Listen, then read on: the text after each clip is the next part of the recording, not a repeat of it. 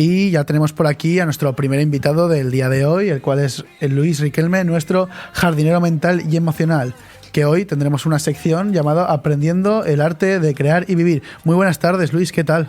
Buenas tardes. Buenos días. Estamos a partir de las 12, las dos cosas. Las dos cosas. Muy bien. Muy ¿Qué tal? bien. Aquí estamos. Muy bien. Esperanza, buenos días. Hola, buenos días de nuevo. Y Aquí hoy además estamos. tenemos una invitada. Tiene una invitada. Vía telefónica porque Sí. ya vive en Lanzarote. Sí. La invitada es María Hernández, es Ajá. presidenta de la Curiosidad del Alma y creadora del evento Inquebrantables 2.0 Uy, en Lanzarote. Me ha levantado Joder. la curiosidad. ¿Y hoy de qué vamos a hablar? Venga. Rendirse no es una opción, el camino del héroe. Buenos días, María. Buenos días, ¿qué tal? Muy bien, ¿y tú? ¿Cómo estamos? Muy bien, un placer de nuevo acompañar ¿Qué, en Onda Aragonesa desde Lanzarote. ¿Qué tal en Lanzarote? ¿Qué tiempo hace? Pues hace bueno, lo que pasa que ahora mismo estamos con alerta de calima de nuevo. Ay, bueno, nosotros de viento. No, somos las Islas Afortunadas, pero como todo, no somos perfectas. Ya. Entonces, pues a veces viene el calima y es un poco incómodo, pero de resto todo perfecto. Muy bien. Bueno, yo sabes que te llamo siempre en lugar de María Mari, la confianza que nos tenemos desde que nos conocemos.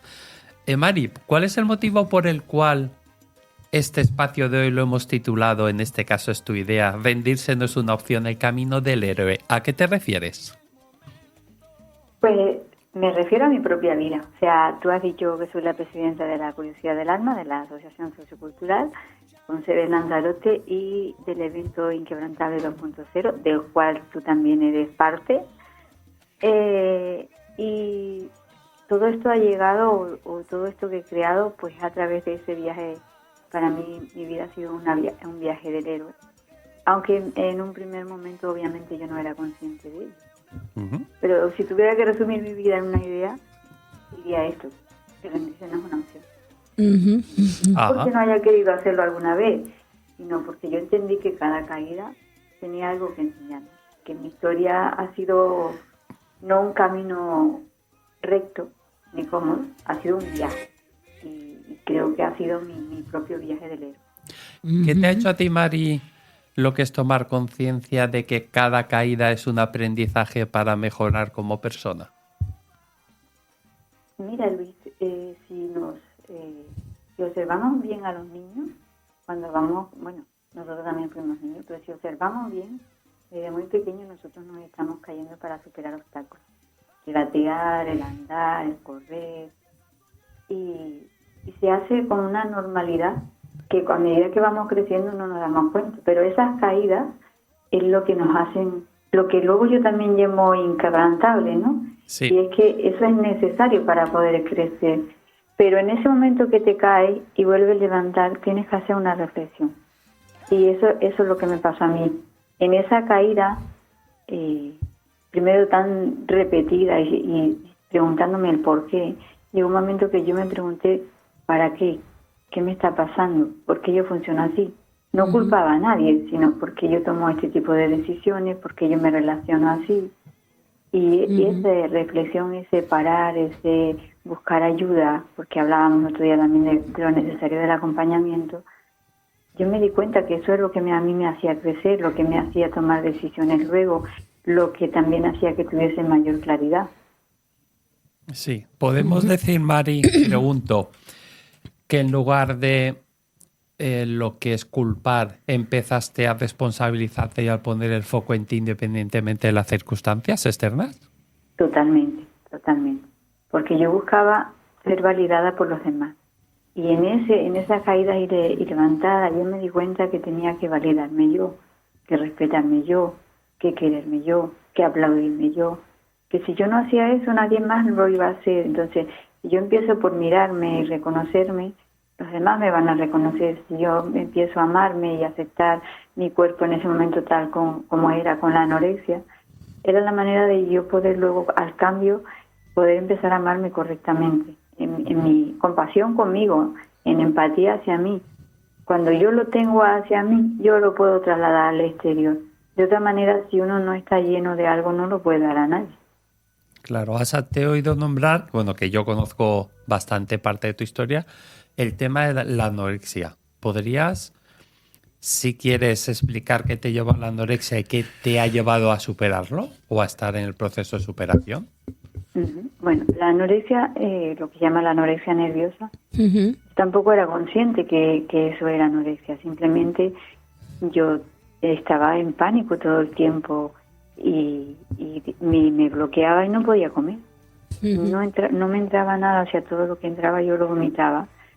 Y luego me di cuenta que en realidad lo que yo estaba haciendo era negarme a mí misma, porque hiciese lo que hiciese, miraba sobre todo a mi mamá, que ha sido la persona que más ha influido en mi vida, y no era aceptada por ella. Entonces yo buscaba siempre una alternativa para que ella me quisiera, para que ella me aceptase, para que ella me viese. Como no lo encontraba, porque para ella era obligación, una persona que viene de muchas carencias, claro, si yo buscaba proteger a mi mamá, que ella me aplaudiese, que ella me viese, yo estaba negándome a mí, y al negarme a mí, negaba también esa nutrición hacia mí misma. Recuerden siempre que la mamá es la que nutre. Claro. Es lo que representa para nosotros, ¿no? Entonces, si esa mamá no me nutre a mí, ¿quién me nutre a mí? Yo tuve que enseñarme a nutrirme a mí misma. Entonces, cuando yo me di cuenta de eso, obviamente, primero no fue sola, primero fue con acompañamiento, pues empecé a darme cuenta que yo me estaba destruyendo a mí misma para salvar a alguien, para proteger a alguien, porque era mi mami, o sea, era mi mami, mi héroe, mi heroína. ¿Veis? Es lo mismo siempre, es decir, siempre buscamos un héroe en el exterior. Ella solo me daba lo que ella tenía, lo que ella sabía, su contenido. Su contenido era pobre, eso era lo que me iba a dar a mí. De ahí, por eso la anorexia viene. Sabemos también, que me imagino que también Luis durante todos estos programas lo hace, es que venimos de todos esos traumas y nuestros padres hicieron lo mejor que pudieron con las herramientas que tenían y sabían, y venimos de unos contextos a veces bastante toscos, por decirlo con una palabra simple, ¿no? Pero nosotros aprendemos por imitación, entonces eso que vemos es lo que luego nos lleva a accionar nuestra vida también, con lo cual estamos todo el tiempo cometiendo, por decirlo, los mismos errores. Pero también es verdad que justo ahí, en ese despertar, nos damos cuenta que esas decisiones o esos errores son los que luego nos traen a crecer y a transformar nuestra vida, los que empezamos a despertar. También tenemos que tener la claridad que hay una parte de la sociedad que a lo mejor nunca lo va a hacer. Claro, cuando tú dices, Mari, repetición de errores, me imagino que te refieres a esa repetición de patrones, ¿verdad? Exactamente, sí. Decisiones que llevan a cumplir unos mandatos para agradar a otras personas y no a mí. Un patrón de conducta aprendido, pues en este caso, insisto, por mi mamá, donde ella una y otra vez iba a buscar ese cariño en su madre, yo lo veía, también veía como venía llorando, pero yo también quería que ella me quisiese a mí. Entonces vemos como una tercera generación vuelve a repetir lo mismo sin darse cuenta, porque buscar el cariño, buscar la cercanía, buscar que te vean, buscar ser validado. Y ese patrón de conducta en mí era pues una normalidad. Ni siquiera yo era una niña, yo no era consciente de ello porque yo veía esto prácticamente desde que tengo uso de recuerdos, 5 o 6 años. Fue en la adolescencia cuando yo empecé a darme cuenta, porque caía en esa primera anorexia y tengo 1 año de mi vida. Ahora ya empiezo a tener un poco más de claridad de lo sucedido, pero que yo no caminaba, que mi mamá me tenía que dar de comer, y justo ahí en ese momento te das cuenta que tuviste la atención de ella por primera vez. Entonces, a lo largo de mi vida, yo caía en eso porque alguien me cuidaba.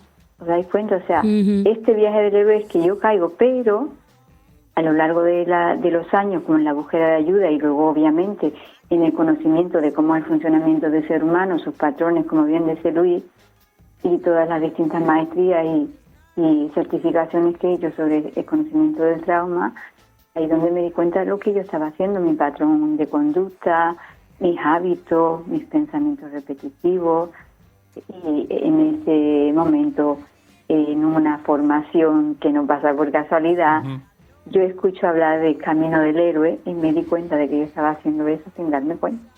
Ujú. Oye, María, yo tengo una pregunta.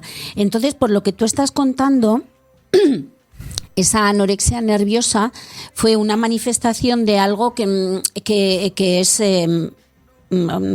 fue un síntoma de algo que es más profundo, que es esa falta de que tú querías buscar el cariño, con lo cual, en este caso, esto lo digo para los oyentes, la anorexia nerviosa no era porque tú querías estar delgada, sino que era una manifestación de que tú querías tener el cariño materno, ¿no? Por lo que has contado.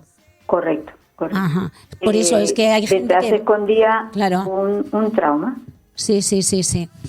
Sí, que es una manifestación de anorexia nerviosa, pues por una causa distinta, que no es por querer estar delgada, por la presión de las redes, porque, claro, para los oyentes a lo mejor la anorexia nerviosa, pues las niñas que quieren estar delgadas, que cuentan las calorías, que no sé qué, bueno, la anorexia se puede manifestar por otras causas, ¿no? De hecho, Pilar, la realidad es que la anorexia nerviosa... lo que tú dices que pasa con las redes es exactamente lo mismo, buscan la validación del exterior, con lo cual detrás de esas niñas también se esconde un trauma. De hecho, yo conozco, he acompañado a varias niñas y a varias mujeres también, y es lo mismo, o sea, buscaban, detrás se escondía el trauma de ser validados. Casi siempre la anorexia viene por ser la validación de mamá y la bulimia por la validación de papá, ¿no? Pero es así, o sea, la anorexia no viene... Ahora se ve como en las redes aparece que las niñas quieren tener un cuerpo, bueno, no es nuevo, desde hace muchísimos años, pero lo que buscan es la validación y lo hacen a través de, pues muchas veces castigarse a sí mismas.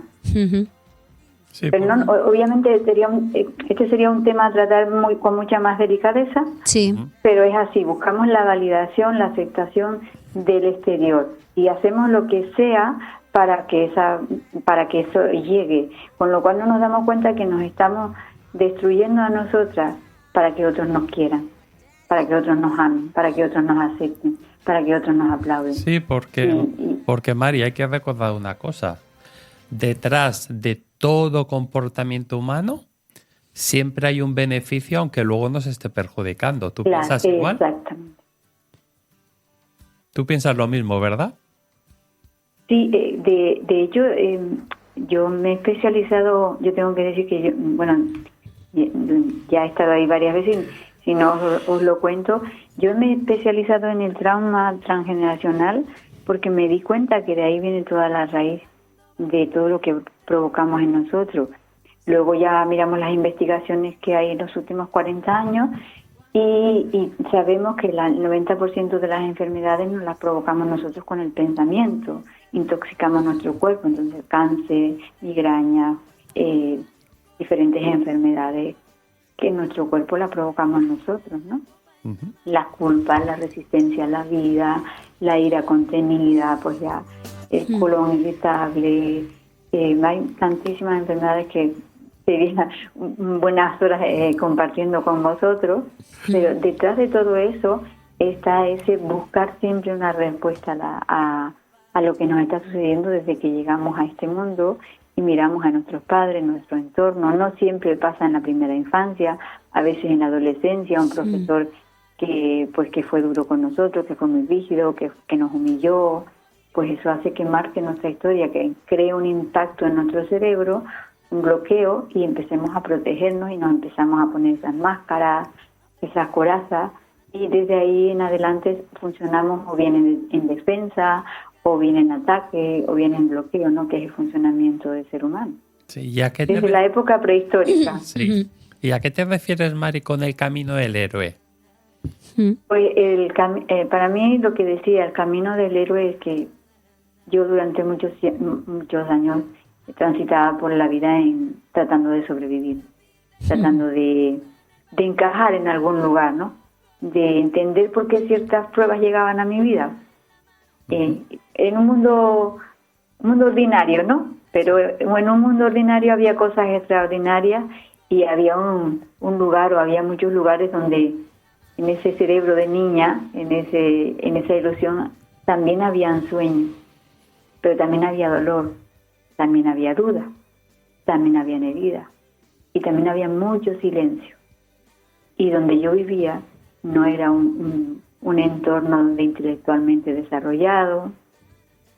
Entonces, en ese momento en que parecía esa ilusión, pues también de nuevo aparecía el silencio, porque nadie me acompañaba a eso que yo quería conseguir. Entonces, caminando en la vida, las diferentes relaciones, el haber caído en esos vacíos, en esa anorexia, en intentar quitarme la vida porque no veía una salida, pues en eso hubo algunos de los golpes que me hizo quedarme sola y empezar a hacer esas reflexiones, a buscar ayuda y luego a investigar. Entonces, el momento, yo creo que el viaje del héroe, la clave está en cuando uno cae, en el peso del cansancio, en la confusión y en la impotencia, en esa sensación de no saber y de no saber a dónde vas y de no puedo. En ese momento es como caes en un silencio profundo, con miedo y todo, y algo te dice, hay algo más, hay algo más. Y por otro lado, y en esto me emociono porque ahí también cae la humildad, o más bien llega la humildad, y te enseña a mirar hacia adentro. Claro, Profundamente a mirar hacia adentro, a mirar esa sombra. Autoconocerte, y me ¿verdad? obligó a mí misma a descubrir la fuerza que yo tenía, que no sabía que la tenía. Entonces, para mí la caída realmente es una metáfora súper poderosa y significa que el ser humano tiene que pasar dolor para crecer. Si no hay dolor, yo creo que no se crece. Podríamos decir que es como un renacimiento. Totalmente. Y una pregunta, Mari. Has dicho de que algo más me hacía avanzar o... ¿A qué te refieres? Yo sé mi algo más, ¿vale? Porque lo he experimentado. ¿A qué te refieres con algo más, algo interno, algo? ¿A qué te refieres? Es como una intuición, una sensación. Yo digo Dios dentro de mí porque yo creo en Dios y tengo, para mí Dios me ha salvado la vida. Yo llegaba a ponerme hasta de rodillas y decía, yo siento algo aquí adentro, siento algo que me dice que debo caminar, siento algo que me dice que debo ir a otro lugar, siento algo que me dice que necesito asesorarme de otras personas. Y me hizo salir de mi entorno y descubrir otras nuevas personas, con otras nuevas conversaciones, con otros nuevos pensamientos. Pero ese no sé qué, que no sabía explicarlo, me decía que había otra vida diferente. Esa vida que yo pensaba de niña, que más allá de yo vivía en un pueblo, más allá del mar, había otra vida diferente. Más allá de cuando el avión pasaba con esos pasajeros, al otro lado siempre había algo diferente. Lo que yo no sabía en ese momento, en mi pensamiento y en mi sentimiento de niña, es que ese más allá no estaba ahí afuera, sino estaba dentro de mí. Y que era algo que ya me estaba preparando para la vida. Es decir, tú naciste aquí, naciste con un propósito. Y yo vine a esta vida con un propósito. Y por eso nunca me rendía, era algo más profundo. Algo que no se puede explicar con palabras, es una sensación que en tu interior te dice, sigue. Y es tu intuición a la que nunca le queremos hacer caso. Y eso me llevó a diferentes caminos sola. Porque hay que entender que el camino del héroe es un camino solitario, es el camino del éxito realmente. Por eso hay un libro que se llama La soledad del éxito o algo así.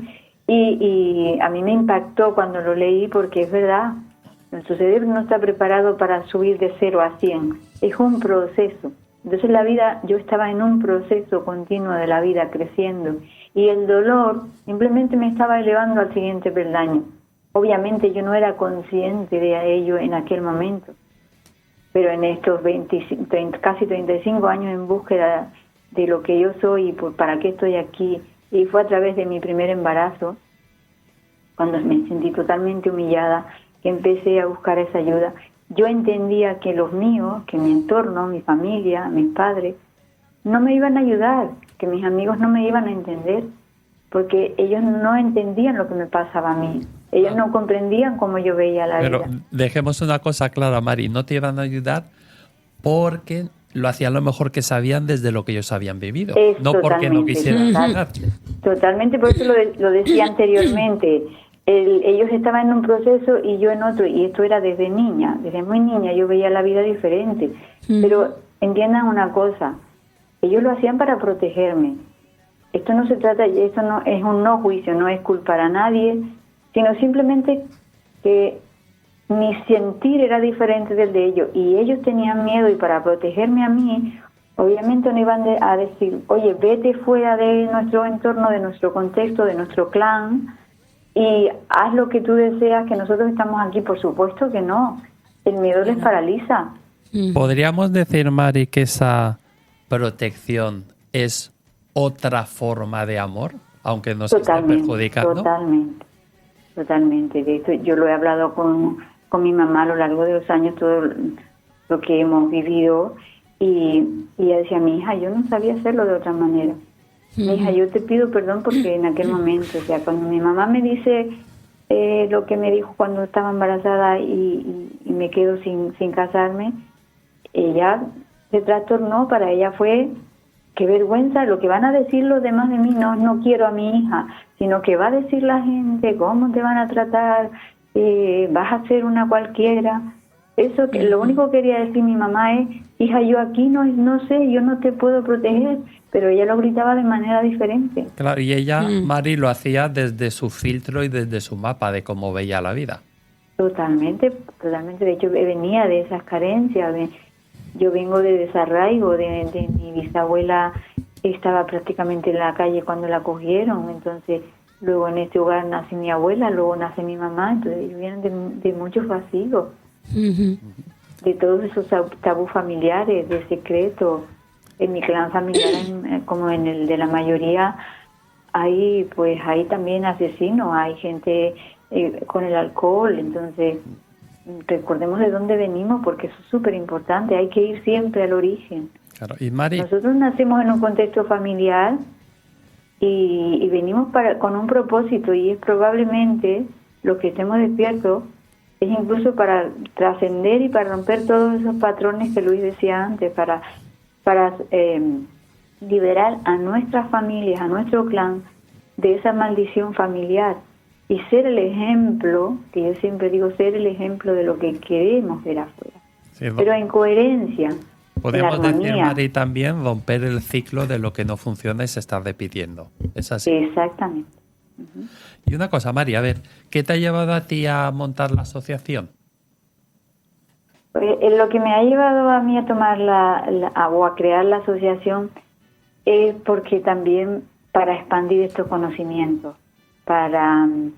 La asociación de... La asociación de que ella es presidenta. ¿Puedes decir el nombre? El nombre, sí. Se llama Asociación Sociocultural La Curiosidad del Alma. La Curiosidad del Alma, es que habíamos puesto... qué interesante. Y bueno, habíamos creado previamente Inquebrantable Sinergia Evolutiva, que se celebró aquí el año pasado, también con la participación de Luis. Y bueno, ha sido para mí una inversión no solamente emocional, física y mental, sino también económica.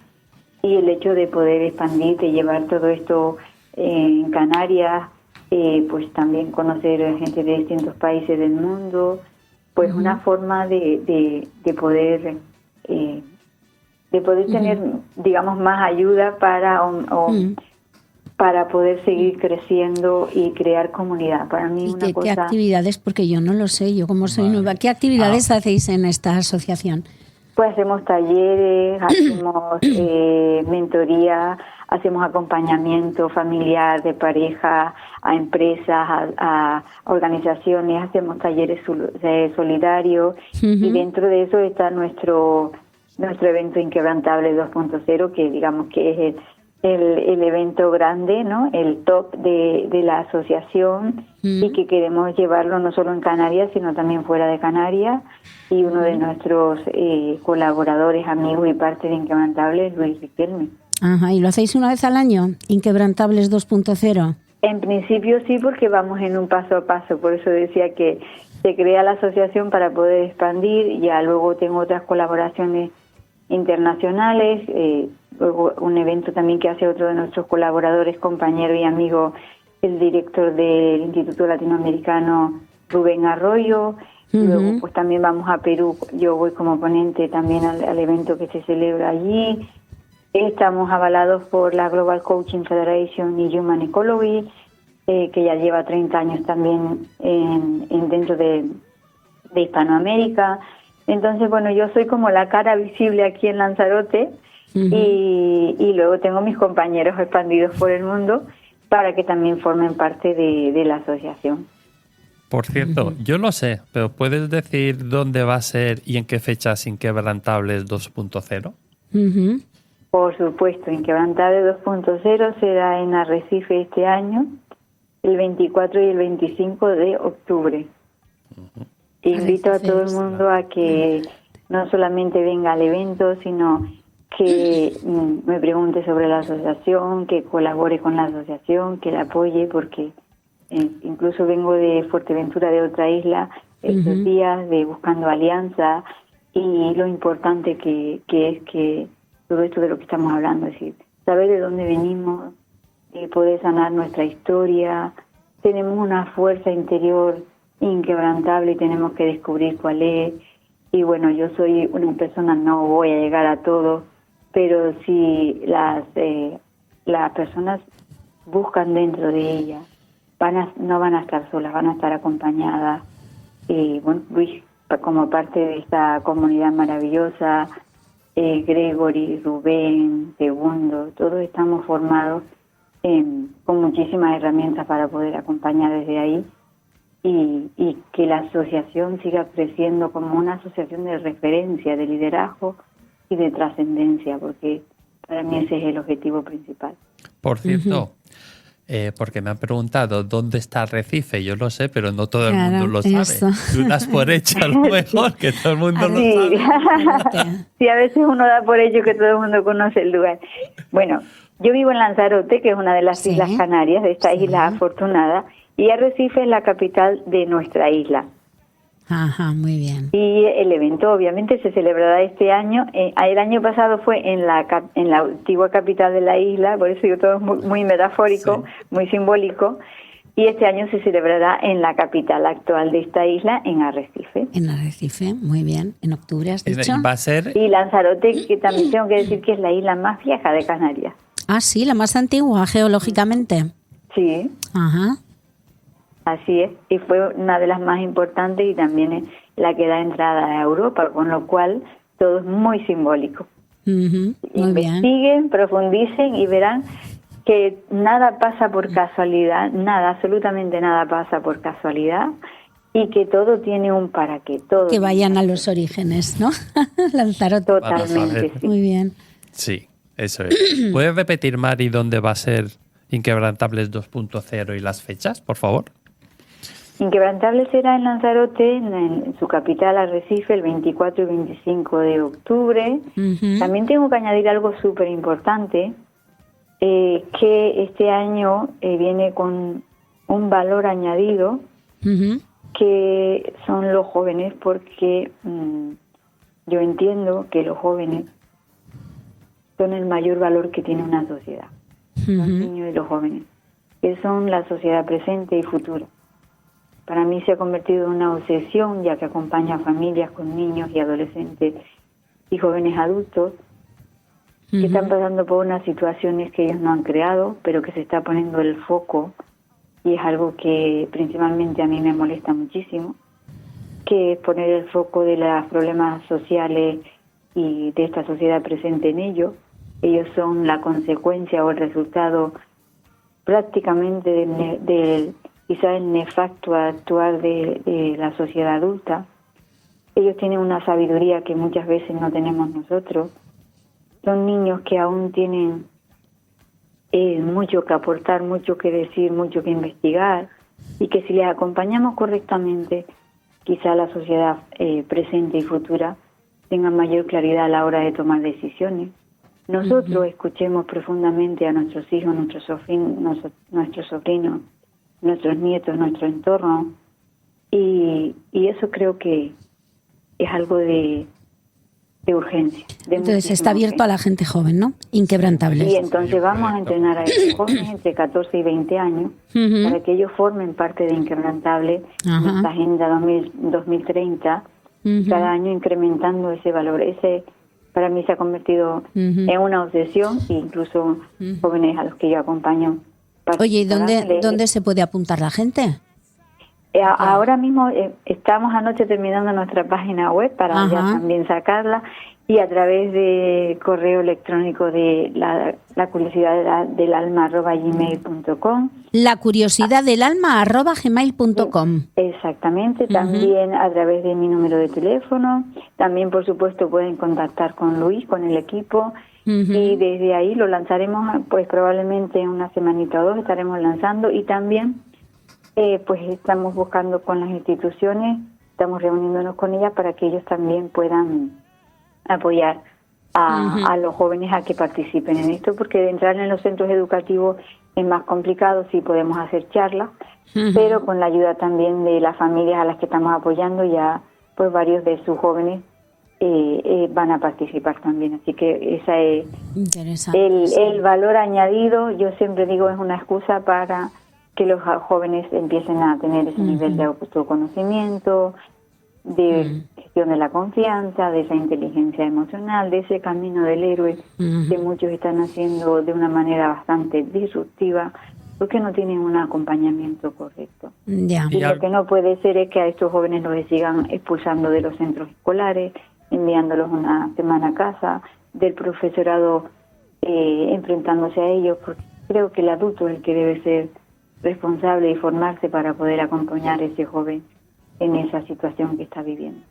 Y algo importante que has dicho, Mari, Inquebrantables nació el año pasado y es un proyecto a 5 o 6 años, hasta el 2030, es que vaya creciendo cada vez más. ¿Es así? Exactamente.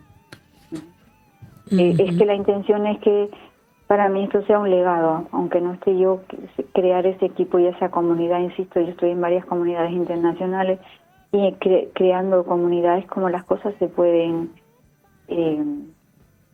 cambiar. Uno solo no puede cambiar el mundo.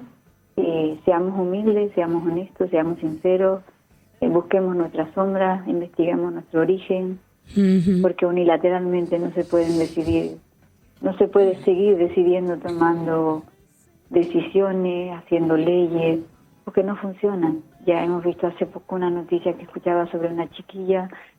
Se ve como el sistema falla, el sistema, la política, jueces, demás cosas. No serán los que cambien el mundo, seremos nosotros como pueblo los que comencemos a darnos cuenta que lo que hasta ahora no ha funcionado debemos modificarlo. Yo lo digo como madre, lo digo como emprendedora, lo digo como líder de este equipo, lo digo como guía, pero también lo digo como persona a la que tengo que buscar también esa contención, ese sostenimiento, ¿no? Entonces esto se debe sostener en el tiempo, y si no sostenemos en el tiempo, la sociedad seguirá quebrando. Claro. Y nuestros jóvenes, nuestros niños no se merecen seguir pasando por estas situaciones una y otra vez, cuando ya sabemos que hay ya bastante investigación, bastantes argumentos, bastante información, durante más de 40 años, donde ya hay grandes mentes que a lo largo y ancho de este planeta hablan de ello. No podemos seguir siempre en este mismo bucle. Ok. Muy bien. Bueno, en cualquier caso, Luis siempre nos dirá, cuando esté la página web, la vuelves a decir en la sección, y todos los martes, en cuanto ya esté. Ya se está empezando a promocionar cada vez un poco más. Ajá, para cerrar, Mari, yo voy a insistir siempre en que si dejamos de culpar, nos responsabilizamos cada uno y desde ahí damos ejemplos donde podemos cambiar las cosas y romper esos círculos y esos patrones que se van repitiendo. ¿Qué piensas tú? Perdona, Luis, que se escuchaba muy bajo. Vale, que te decía que yo soy de la opinión de que si dejamos de culpar y cada uno de nosotros como adultos nos responsabilizamos y desde ahí damos ejemplo, es de donde más se pueden cambiar las situaciones y cambiar esos patrones y romper esos círculos repetitivos. ¿Cuál es tu opinión? Totalmente. De hecho, si algo yo puedo decir hoy para cerrar es que no soy la persona que soy a pesar de mis caídas, yo soy la persona que soy gracias a todo lo que tuve que superar para volver a levantarme y sostener en el tiempo, porque para mí mi historia me enseñó que el héroe no es quien evita las caídas, sino quien convierte la caída en la transformación. Pero también es saber importante, Luis, Sí. que tú como coach, también como guía lo sabes, es el sostener. Uno puede hacer un evento, de pronto nuestro cerebro hace ese impacto y despierta, pero sostener en el tiempo es más complejo porque siempre tendemos a la comodidad. Sí. Entonces aprendemos algo, pero si no se integra, si no se repite, si no está en nuestro diario vivir, volvemos a caer en ese saboteador por lo mismo que estamos hablando, porque vivimos en una sociedad llena de distractores, las redes sociales, la televisión, conversaciones que no nos ayudan a crecer, en nuestro mismo entorno del cual hemos salido, y por supuesto en mi caso yo tengo a mi familia porque decidí tenerles en mi vida porque son mi mayor aprendizaje, mis mayores maestros, les honro, les acepto y les amo. Pero nosotros debemos saber dónde caminamos, con quién caminamos, y eso se trata, vuelvo a repetir una y otra vez, en sostener en el tiempo, estar muy presente con la escucha activa. Sí. Muy bien, Mari. Pues Muy bien. Muchísimas gracias. Oye, por muchísimas todo lo que has gracias. aportado, oye. Muchísimas gracias, María. Gracias a vosotros, para mí siempre un placer Sí. que cuando den voz a esto sea dejar esa semillita plantada para que todos seamos conscientes de que entre todos, como bien decía Luis, hacernos responsables cada uno de sí y hacer esa comunidad a nivel global para que los que estemos despiertos podemos ayudar también a otros que lo necesitan, porque todos necesitan. Muy bien. Y Bueno, la próxima, a ver la próxima semana, Luis, ¿de qué vamos a hablar? en este A ver, espacio ¿qué Aprendiendo dice? al Arte de Crear y Vivir? A ver. El hábito ¿El hábito? y la mejora diaria del 1%. Uy, Fijaos, solo ese hablamos uno- de un 1%. un 1%, El hábito ¿esto y la qué mejora es? diaria del 1%. Lo desarrollaremos O sea, la próxima ¿es un semana. esfuerzo de un 1% solo? Yo me apunto a eso. Exacto. Pues No sé es lo que justo sea. lo que estábamos Esto diciendo tiene ahora, ¿no? trampa, María, esto Cada- tiene trampa porque es que Luis todas las semanas lo de la semana siguiente me lo dice con trampa para que yo meta la pata y luego la semana siguiente dice, pues lo que dijiste tú, que sepas que... Y a partir de ahí arranca. Todo es así, todo es así. Todo con ese, para que no nos saboteemos, sí. pero esa forma de trabajar de Luis es muy bonita. Mira, al final Sí. acabamos diciendo lo que es importante que lo sostengamos y que es importante integrarlo y que sea importante repetitivo porque llevamos repitiendo otras cosas que no son tan sanas, así que genial, ya tienes toda la semana para hacer una gran reflexión Ahí, a y ver. darle a él desprevenido. ¿De qué va a ser? A ver, le voy a preparar yo la trampa. Bueno, Mari, Lo mismo. un abrazo, Un abrazo. un abrazo inmenso y nos vemos en breve, ¿vale? Un abrazo inmenso para todos. Muchas Chao. gracias, María. Chao. Aquí. Chao.